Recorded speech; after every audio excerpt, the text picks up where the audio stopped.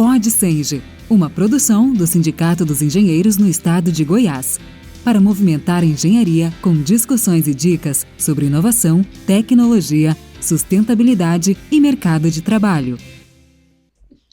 Olá, estamos de volta. Esse é o nosso Pod Senge. E você, como nosso convidado especial, pediu e a gente trouxe.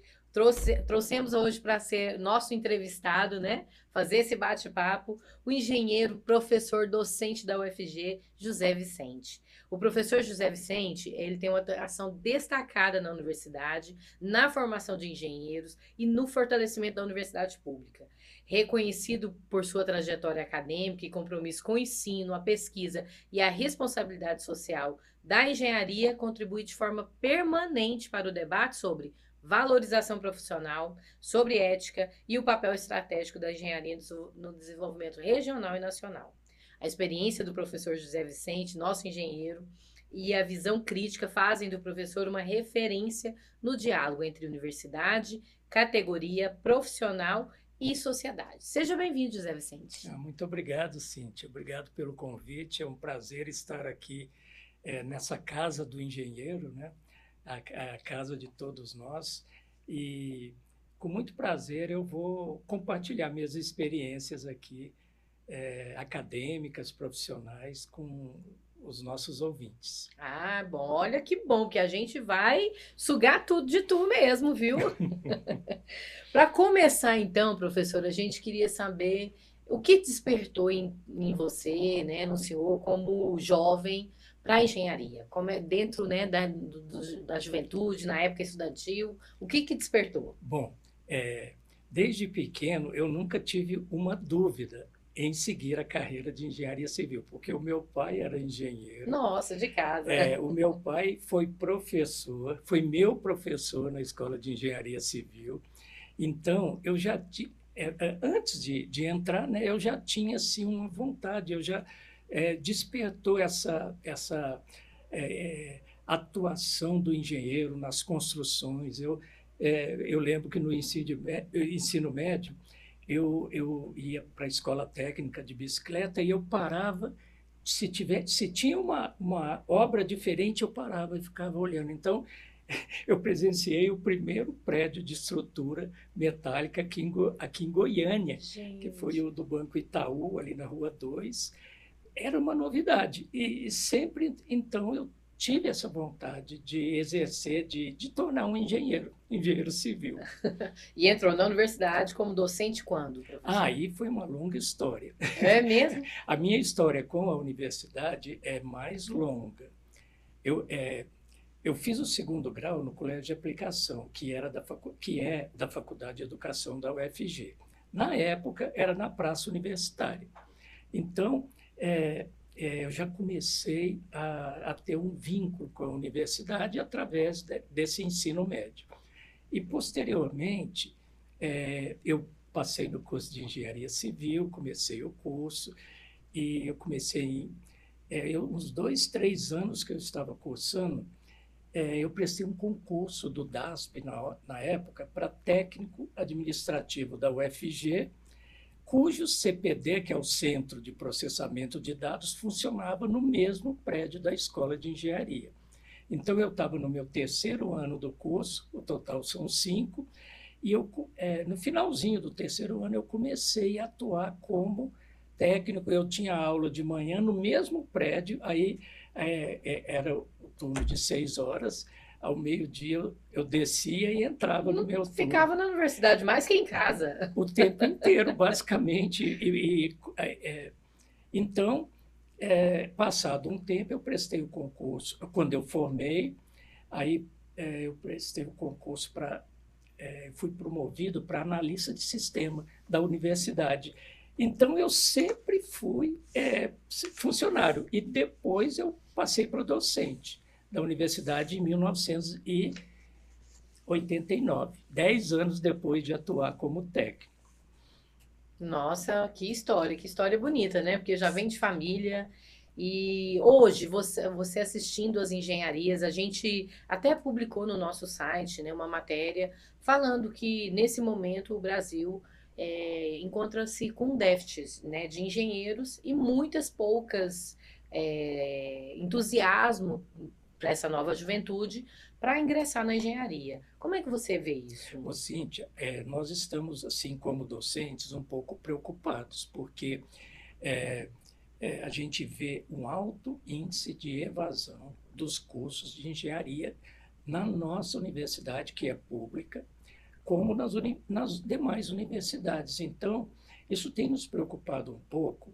Eu vou dar um exemplo. O Brasil passou por mudanças econômicas, e quando eu formei em 81, e mesmo depois, uns anos, eu dava aula, e meus alunos, assim, a gente contava nos dedos da mão os alunos que iam seguir a engenharia, porque o país estava numa certa recessão, e eles até formavam, mas iam seguir outras carreiras, que não estavam conseguindo emprego. Bom, aí foi passando. Hoje, a gente vê que o Brasil está precisando muito de engenheiros especializados, e estamos com um déficit realmente. Mas eu tenho, assim, a convicção que isso vai mudar, e para isso a gente precisa mudar também a forma de lecionar, de dar aula para essa geração nova, que eles têm outras dinâmicas. O que a gente usava antes não funciona para eles mais. Eles são muito mais imediatistas, querem ver o resultado rápido, né? na hora, altamente tecnológicos. A gente tem que correr atrás dos professores. Eu sou hoje o professor mais antigo da Escola de Engenharia Conhece Civil. todo mundo, já passou muita gente. Isso, mas eu estou vendo assim com bons olhos a vontade de um grupo de alunos de seguirem e dedicarem à engenharia. E aí, professor, pensando assim nesse relato que você traz para a gente, né? Você disse, o Brasil precisa de engenheiros e engenheiras, e do outro lado a gente tem uma evasão das engenheiras e engenheiros nos cursos de engenharias, inclusive das universidades federais. Esse resultado, né? Como é que a gente equilibra isso? Como é que a gente equilibra o país precisando? Porque tem como a gente ter soberania, pensar em ciência, em pesquisa, em desenvolvimento sem engenharia? Não tem como. A engenharia é o caminho para o desenvolvimento. Não só na parte de engenharia civil, as construções. Hoje na escola nós temos também o curso de engenharia ambiental e sanitária, que já prepara o profissional para atuar nessa parte que sempre as obras de engenharia impactam o meio ambiente, mas isso é necessário. Então, nós trabalhamos hoje com a forma de impactar o menos possível e tornar as nossas obras, as nossas estruturas, de certa forma, sustentável, agredindo o mínimo possível o meio ambiente, preservando e adotando soluções que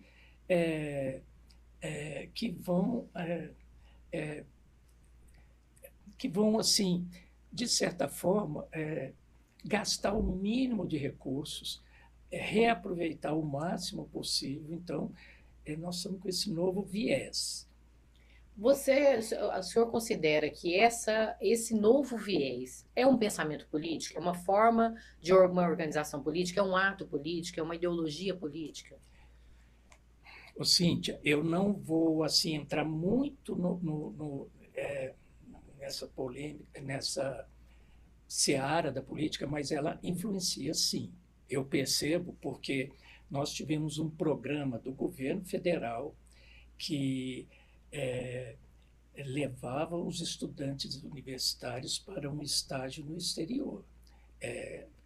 Foi na época da Dilma Rousseff, presidente, e chamava Ciência Sem Fronteiras.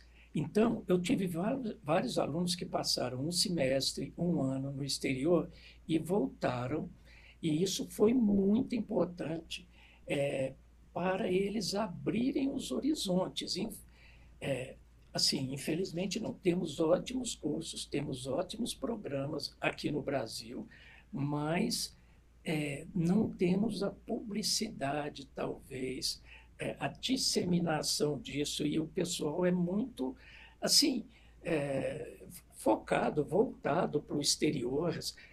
Temos soluções ótimas, temos profissionais que se formam, tentam emprego ou atuação no Brasil, não conseguem, mas o exterior consegue, e de destaque, de muito destaque. Então, eu acho que essas políticas públicas, eu não vou falar nem contra nem a favor, porque a gente tem um ensino básico, um ensino fundamental ainda muito carente, aí tem umas linhas que falam, mas por que vai então mandar para o exterior?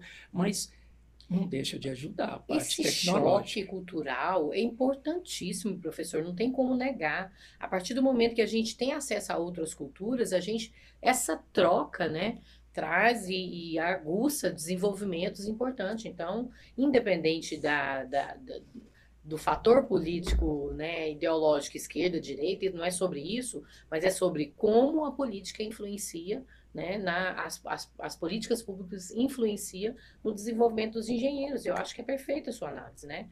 Quando eles têm abertura para outros espaços, outras culturas, outros acessos, quem ganha? Somos todos nós, né? A sociedade ganha. O networking que se faz é muito importante. Teve um outro programa mais recente, que ainda está em ação, que ele chamava Brafitec, que o governo brasileiro faz com a França. Então, esse programa é mais um pouco objetivo, no sentido de que o aluno faz os 2 últimos anos, os 4 últimos semestres, em uma universidade parceira na França, e depois ele volta, cola grau, mas ele tem o duplo diploma. Ele se habilita aqui no Brasil e na França.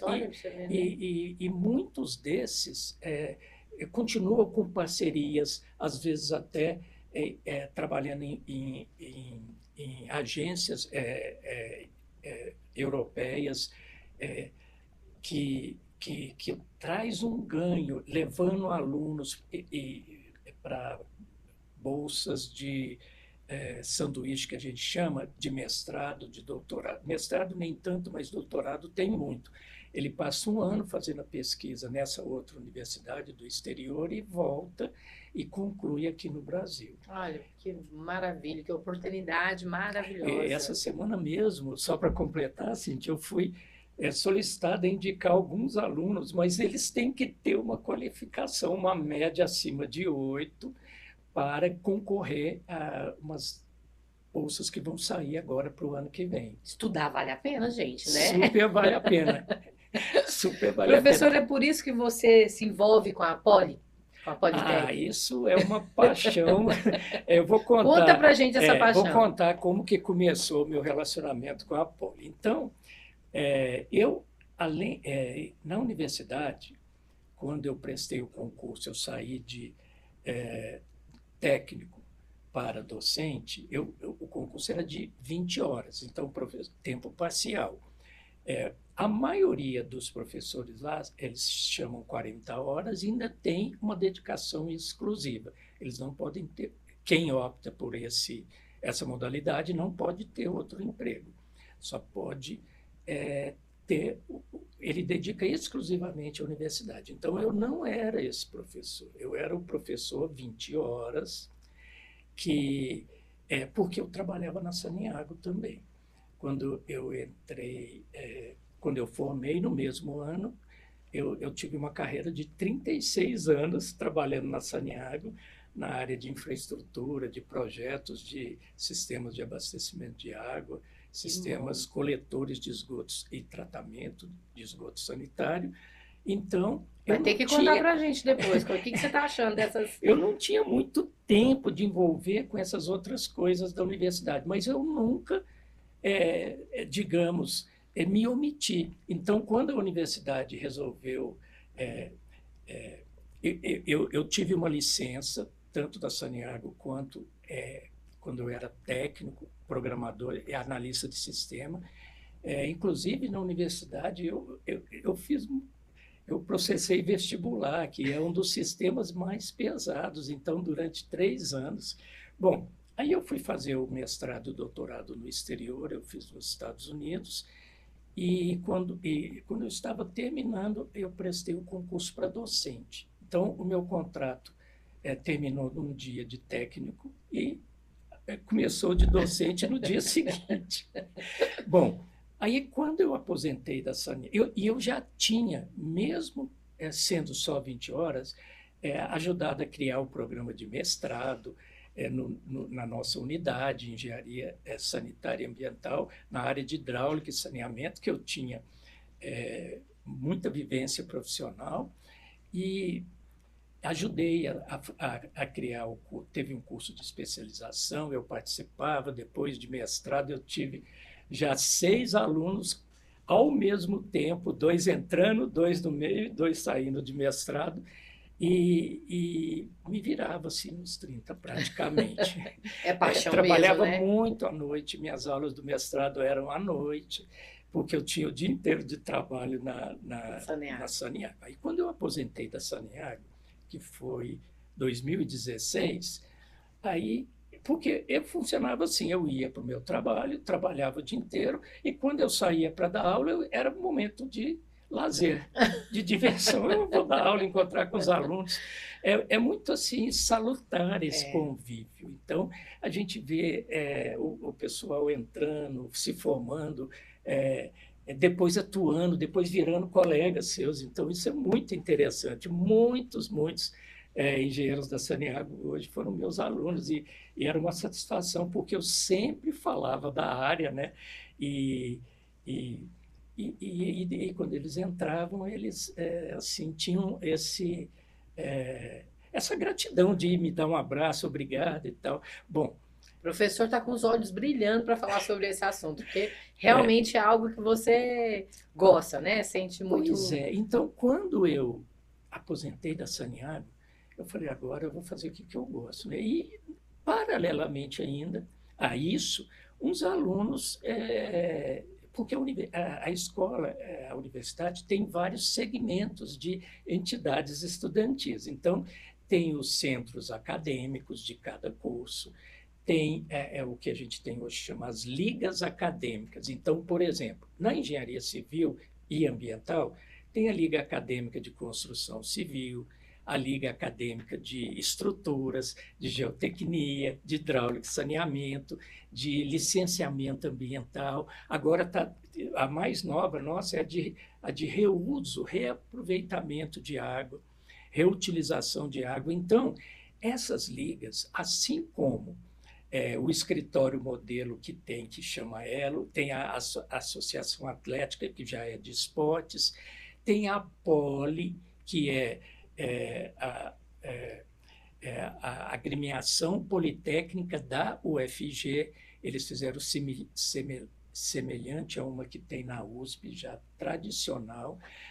Então, qual que é a diferença? São alunos que juntam, eles põem uma estrutura administrativa, então tem um diretor, um que cuida da parte de eventos, outro de comunicação, outro a parte jurídica, e então eles têm uma estrutura organizacional assim, se preparando para uma vida profissional. Muito a legal. Poli, que a gente chama com esse título mais assim afetivo, é a Agremiação Politécnica da UFG, Politécnica UFG, mas a gente fala a Poli.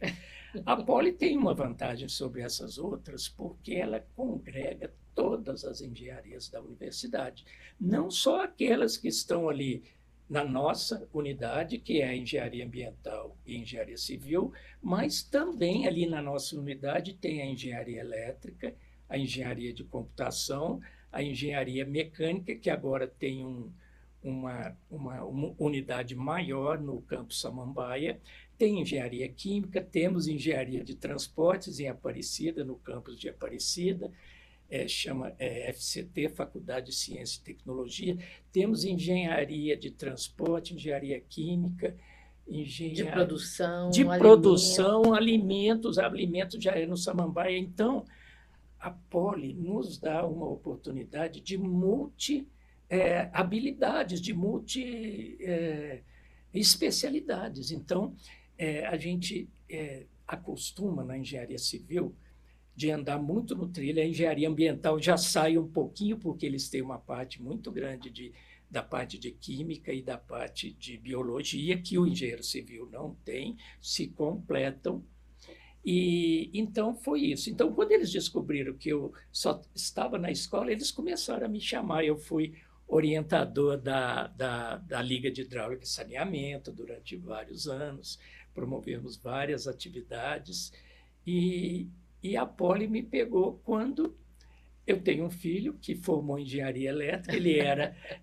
Ele era estudante e ele foi presidente da Poli. E então eu não tive como, assim, eu já tinha aposentado, eu estava com tempo, eu acompanhei todo o processo de execução do CET, né, que é o Congresso de Engenharia e Tecnologia, e aí, a partir disso, eu não consegui sair até hoje. Pois é, e foi um sucesso, né? Porque a sua vinda para a Poli, a sua chegada na Poli, inspira outros alunos. A gente recebeu vários comentários aí dos alunos, né? Durante a Poli, a Elise, maravilhosa, né? Agradecendo e falando, derramando, né, honrosas palavras à sua atuação. Mas conta pra gente, como que foi esse ano, esse último Poli, como é que... Tá. Porque foi mais tecnológico, né? Parece que as tecnologias estavam em todos os espaços. Qual que é, então, o objetivo da Poli? A Poli, ela tem uma missão que tem um logo. Primeiro, o logo é amor pela engenharia, excelência, amor pela engenharia, excelência na atuação do engenheiro. Assim, não é exatamente isso, mas ela tem, primeiro, quem gosta demais da engenharia, qualquer uma, e segundo, quem quer fazer a sua habilidade, a sua especialidade com excelência.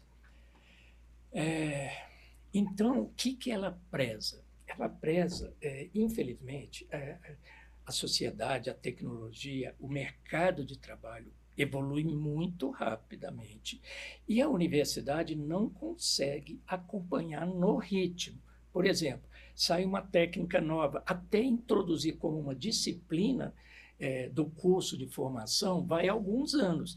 Então, o que a Poli pensou? Eu quero preparar o nosso estudante, o nosso aluno, para estar pronto hoje para o mercado de trabalho com as suas evoluções mais atuais. Então, o Congresso de Engenharia e Tecnologia é uma das atividades que a Poli promove a cada 2 anos, nos anos ímpares, que ele congrega, então, palestras, eventos, workshops, minicursos, visitas técnicas, mas sempre visando o tema que está mais em discussão no momento. Por exemplo, esse ano, o tema do CET foi inteligência artificial unindo mentes e máquinas. Bom, neste evento, a gente trouxe as palestras em várias áreas da engenharia, na qual os profissionais já estão aplicando a inteligência artificial. Aqueles profissionais que já começaram, ou há algum tempo, estão trabalhando com as ferramentas de inteligência artificial. Só para começar, e depois eu continuo nos demais, o CET era organizado pela Universidade Federal de Goiás, a Pró-Reitoria de Extensão. O primeiro, o segundo e o terceiro foram feitos sob a tutela ou a organização da Pró-Reitoria. A partir do quarto, eles, por esse grupo organizado que estava sendo formado, da Poli, eles passaram a incumbência para os meninos da Poli. E aí deu tanto sucesso e tanto certo que hoje nós estamos na 9ª edição. Nossa! A partir da 4ª foi de responsabilidade do grupo da Poli, que a diretoria eleita a cada ano. Uhum. E eles não costumam muito reeleger o mesmo presidente para dar oportunidade para outros, ótimo. tornar-se outras lideranças. Isso que o senhor traz para a gente, né? Essa possibilidade, a Poli possibilita conhecimento e acesso, tanto na formação do mercado, mas também um acesso coletivo, né? Uma participação coletiva, porque o grupo tem que se organizar, tem que se unir para poder construir projetos como, por exemplo, os congressos, né? Então, continuando, a visão primeira dela, então, era preparar os egressos os colegas da universidade, mas aí nós, quando eu entrei, nós fizemos a Poli virar um projeto de extensão. O que significa? Precisamos agir fora dos muros da universidade, precisa atingir as outras universidades daqui de Goiás, de Goiânia, de Goiás, as privadas, até de outros países. Então, quando começou os eventos online, nós conseguimos atingir também outros países de língua portuguesa. A gente tinha tradução em Libras também, no set que teve durante a pandemia. Não paramos. Mesmo na pandemia, ninguém sabia, mas aprendemos junto, fizemos acontecer. Então, por exemplo, cada ano é um assunto. A gente teve, então, num dos anos, estava começando a Revolução 4.0 da indústria. Chamava assim porque estava entrando a automação, os robôs nas fábricas. E aí nós fizemos esse set, Evolução da Indústria 4.0. Então, conseguimos palestrantes das principais indústrias do Brasil que já aplicavam isso, e assim por diante. Algumas também. Então, assim, quando virou o projeto de extensão, então nós podemos, desde o começo a gente aceitava, sempre tivemos participantes de outros estados. Eu lembro que no evento de 2019, era apenas presencial. Foi esse ano que o meu filho era o presidente da Poli e eu fui convidado para representar o diretor na abertura. A abertura foi no centro de eventos da universidade, onde acontecem as formaturas, e a gente tinha uns 2.000, 1.500 a 2.000 participantes. Então, atraía muito, era uma oportunidade de difundir esse conhecimento e o pessoal apoiava mesmo. Na época, né? Eu fico, diante de todos esses fatos, que a gente, infelizmente, também está caminhando aí para o nosso final, do nosso PodSenge, mas para a gente poder pensar, então, sobre um pouquinho, né, professor, sobre essa ideia da Poli, sobre a sua história de vida aí, tanto na Seneag como na universidade. Por que os engenheiros e as engenheiras têm se sentido... Na verdade, o senhor acha que eles têm se sentido desvalorizados no mercado de trabalho, no nosso país, de uma forma geral, e por quê? Assim, vou fazer uma comparação com alguns países. O Japão, a Coreia, então, foram países dizimados pela guerra e eles fizeram uma política, na época, de valorizar a formação, o ensino. A Noruega. O filho do prefeito, da prefeita da cidade, estuda na mesma escola que o filho do trabalhador da construção civil. Eu morei nos Estados Unidos durante 6 anos, fazendo mestrado e doutorado, e um pátio de obra nos Estados Unidos é igual o pátio, assim, o estacionamento é igual um estacionamento de estádio quando a gente vai no jogo. Todos os funcionários vão de carro. Então, assim, o lixeiro é valorizado, qualquer profissão é valorizada, mas o mais valorizado normalmente é o professor. Sem o professor, você não tem o ensino básico, alfabetização boa, não tem um ensino médio consistente, e depois você vai ter dificuldade de conseguir dar um ensino superior de qualidade, porque falta um pouco de preparo. A gente tem esse problema na universidade. Infelizmente, é verdade isso, né? As Ainda, nossas bases na educação ainda não são prioridade como políticas públicas. Valorizar o professor é muito importante, né? Dar condições para o professor. Alguns governos não valorizavam muito e cortavam verbas da universidade, então teria que interromper os projetos de pesquisa, cancelar alguns projetos.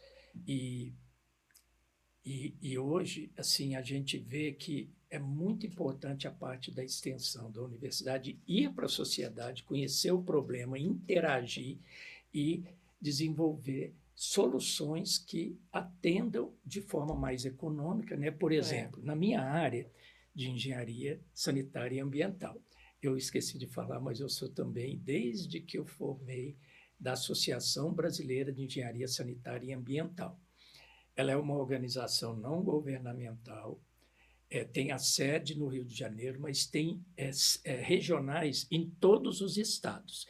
Eu já fui presidente da ABS Seção Goiás, sempre eu sou algum cargo. Hoje, eu já fui vice-presidente algumas vezes, e hoje eu sou o tesoureiro da ABS Goiás. Então, quando a gente precisar de dinheiro, nós vamos lá. Não, mas a gente quase que vem com um chapéu, porque todos lá na ABS são voluntários, a gente não recebe.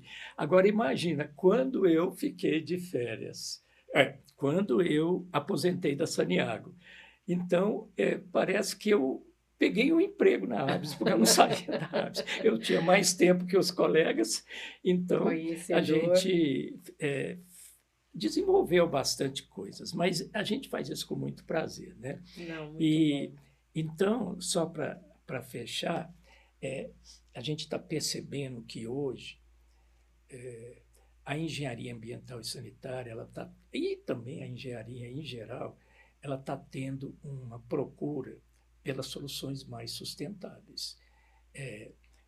Aquela emissão de carbono. Então, os eventos que a gente faz tenta neutralizar essas emissões e está tendo consciência ambiental mais difundida.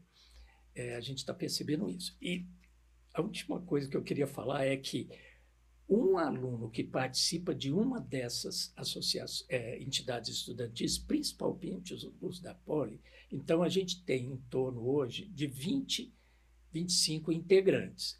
Vai renovando a cada ano, muitos ficam várias vezes, alguns saem para outras prioridades, inclusive de formar, mas a gente vê que o aluno que pertenceu à Poli, principalmente de uma das diretorias, atualmente nós temos o presidente, que coordena todos, nós temos a diretoria de eventos, eu acho a diretoria de jurídico e financeira, e ela faz administrativa também, aí tem a diretoria de marketing, a diretoria de relações institucionais, assim, e cada um funciona como uma organização. Eu peço uma coisa para um, não, isso é da outra diretoria. Então, são bem organizadinhos, são né? bem organizados e levam a sério e assumem, e eles têm aula e eles têm prova e o evento sai. Que gracinha, é compromisso, né? Então, esse aluno, quando ele participa de uma dessas organizações, o senhor acha que ele sai com uma capacidade melhor de... Isso é visível, eu posso nominar, todos estão bem qualificados no mercado. Vou dar um exemplo, um aluno que fundou a Poli, começou esse processo, quando ele formou, ele ainda era estudante, ele tinha que fazer um trabalho de final de curso, e ele já tinha umas 2, 3 empresas oferecendo o que você quer fazer. Por quê? Porque ele atuou, ele conheceu essas empresas, as empresas apoiaram os congressos, então já conheciam a pessoa. Hoje ele é já diretor, assim, um carinha muito novo. Muito bom. E a gente vê outros também, todos se despontando, porque eles têm esse brilho da engenharia e eles já foram meio preparados com o que a gente fala muito na Poli, as soft skills, aquelas habilidades comportamentais que complementam a habilidade técnica. Às vezes o aluno tem uma boa habilidade técnica, mas ele não tem o relacionamento, a empatia, exatamente, a resiliência que é necessário. Eu finalizo com a última questão, então, diante dessa narrativa, né, professor? O que os jovens engenheiros e engenheiras ainda não perceberam da importância das organizações coletivas, como a Poli, como, né, os sindicatos, como as associações, o que esse restante de... Porque, é claro, infelizmente, não são todos os alunos que se envolvem, né? Esses que não se envolvem, o que eles não perceberam da importância dessa construção coletiva? É muito importante isso que você falou, porque nós temos hoje a oferecer, né, nós, a sociedade, tem a oferecer... o CREA tem aquele grupo CREA Jovem. Uhum. A ABS tem um programa que chama Jovens Profissionais do Saneamento, que acolhe esses estudantes, esses profissionais no início de carreira, para promover uma formação profissional, um aperfeiçoamento profissional. Não precisa nem ser sócio da ABS, a gente acolhe o jovem profissional, para ele se interessar. E esse networking que é formado, o SENGE também já teve o SENGE Jovem e vai voltar a ter. Vai mesmo. A gente vai ajudar, vai trazer esses alunos que têm essa vontade, né? que tem assim, essa capacidade de perceber. E talvez a gente esteja pecando no marketing. A ABS, inclusive, promoveu com a ajuda do SENGE, inclusive, sempre, né, o SENGE nos apoia, marketing digital para os engenheiros, um curso, um workshop, foram 2 dias, 3 dias, que o engenheiro ele é muito ruim para se vender. Ele faz coisas boas, mas ele não sabe divulgar muito bem. Se envolve muito com os cálculos. Fica muito nos cálculos. E hoje em dia está mudando, né? As construtoras divulgando seus diferenciais e tudo. Então é isso. E última coisa, aquele aluno que estuda para passar não é o perfil que a gente até recomenda da Poli. Eu sempre falo, tem que estudar para a prova, tem não sei o quê. Não, você não vai estudar para a prova, você vai estudar para ser um bom profissional. Perfeito. Eu não quero saber da sua nota na prova, eu quero saber o dia que você estiver na sua profissão e precisar de uma coisa, você ter o orgulho de dizer de qual curso você formou e que você aprendeu. Ai, maravilha, viu, professor? A gente está aqui falando com o José Vicente. Professor, eu ficaria mais 1 hora, né? Mas nosso limite é curto e o senhor vai ter que prometer voltar para falar um pouco sobre o saneamento, né? Uhum. E as políticas que a gente está vendo acontecer aí, tanto nacional como do Estado, sobre o saneamento. Promete? Prometo, e isso é muito importante que você falou, porque foi promulgada uma lei, a lei que nós temos que atingir toda a área urbana do Brasil. A universalização, né? A universalização do saneamento, não só os centros urbanos, mas todas as periferias, as pequenas cidades. Nós temos um prazo para universalizar o saneamento. A gente tem a água bem resolvida, não 100%, mas o esgoto a gente está muito atrasado. São ações que dependem de financiamento. A tarifa que é cobrada pelas concessionárias ou as privadas, as municipais, ela não suporta você fazer ampliações, obras. É mais para a operação do sistema. Então, tem que ter uma política do governo, vai ser um assunto que nós vamos falar, teve no passado o Planasa, que é necessário que volte Perfeito. Então já tá, a promessa já está feita. Então, olha, para finalizar, eu quero agradecer muito esse bate-papo e deixar aberto aí para você convidar outras pessoas para assistir nosso podcast ou deixar seu recadinho, professor. Cíntia, eu tive muito prazer e espero que os estudantes atuais, né,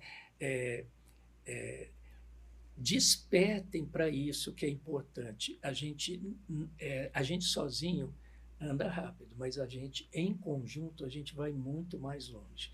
Então, as oportunidades, participar do sindicato desde estudante, do CREA, do nosso Conselho Regional, mas também na universidade, das associações.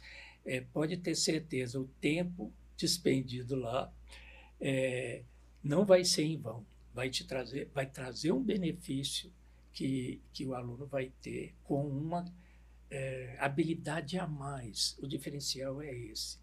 Se você fica igual à média, você concorre com a média, mas se você está um pouquinho acima da média, você já tem uma chance maior de sobressair e de rapidamente se tornar assim, um líder da sua área. Perfeito. Falamos então com o professor José Vicente. Você gostou? Compartilhe esse conteúdo. Faça chegar no seu filho, nas suas filhas, sobrinhos, enfim. Vale todo mundo, cabe todo mundo no Senge. Coloca aí o seu comentário, deixa aí qual o assunto que te interessa que a gente traz para você. Até a próxima.